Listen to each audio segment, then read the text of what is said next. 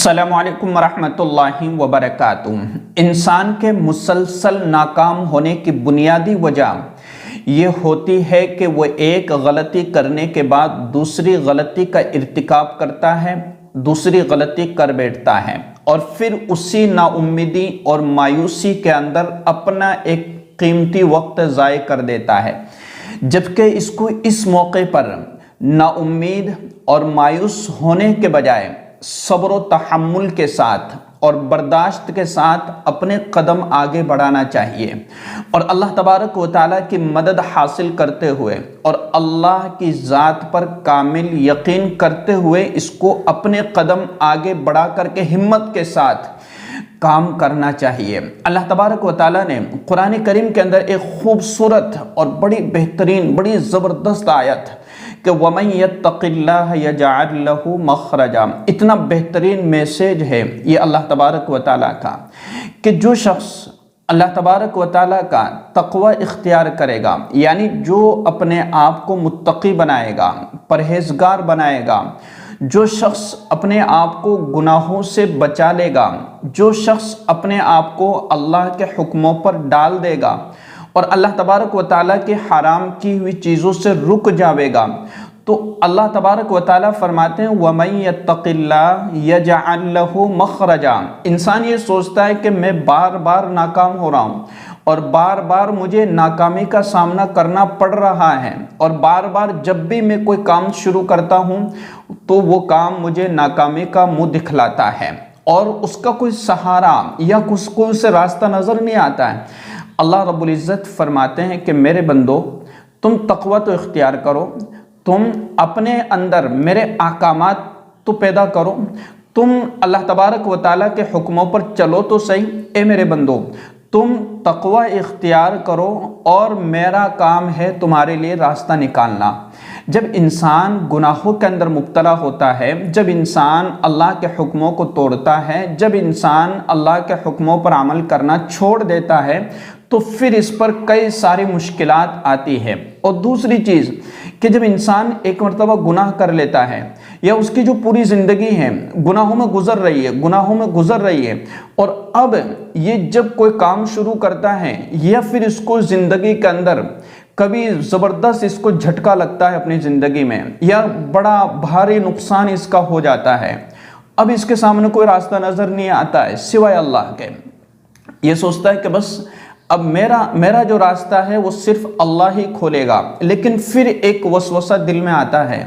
کہ میں نے اتنے گناہ کیے، میں نے کبھی نمازیں نہیں پڑھی، میں نے کبھی اللہ کا حکم نہیں مانا، میں نے اپنی پوری زندگی حرام کاری میں گزار دی، تو اب میری اللہ کیسے سنے گا؟ یہ انسان کے دل میں فوری طور پر ایک دوسری نا امیدی آ جاتی ہے۔ ایک نا امیدی تو اپنے کام کی، اپنی مشغولیت کی یا اپنے نقصان کی تھی کہ اس کی بھرپائی کیسے ہوگی،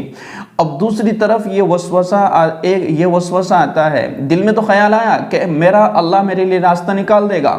لیکن اسی وقت فوری طور پر ایک اور وسوسہ بعض مرتبہ انسان کے دل میں آ جاتا ہے کہ اب میرا کیا ہوگا اور اب میرا اللہ مجھ سے کیسے راضی ہوگا، میں نے تو اپنی پوری زندگی حرام کاری میں گزار دی ہے۔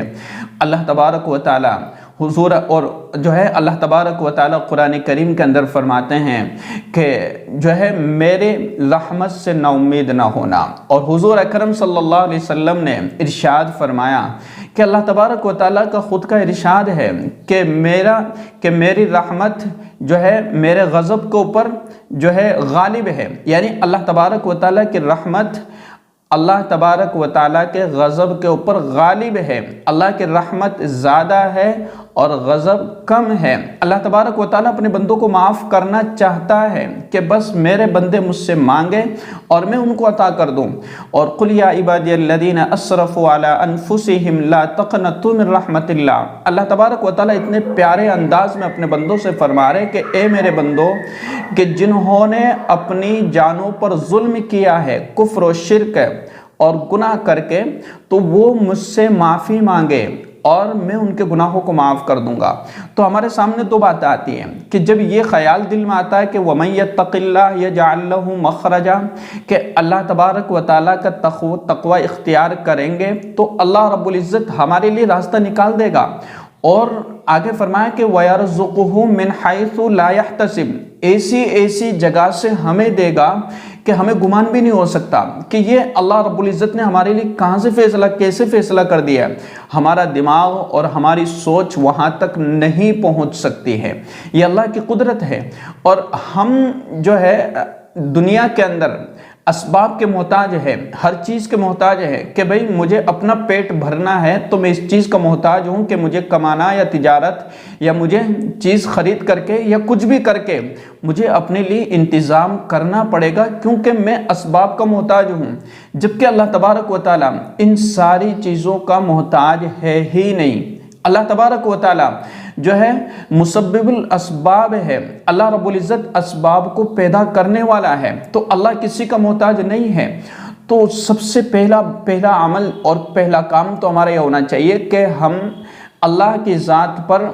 اپنی سوچوں سے زیادہ یقین رکھیں کہ میرا اللہ وہ کر سکتا ہے کہ جو کوئی سوچ بھی نہیں سکتا ہے۔ اتنا یقین اللہ کی ذات پر ہونا چاہیے کہ جب ہماری تجارت میں یا کاروبار میں کسی بھی جگہ پر ہمیں مسلسل ناکامی کا سامنا کرنا پڑ رہا ہو تو ہمیں اپنی زندگی کے اندر ایک نئی زندگی شروع کرنا چاہیے کہ مجھے عبادت میں، ریاضت میں اور اسی طریقے سے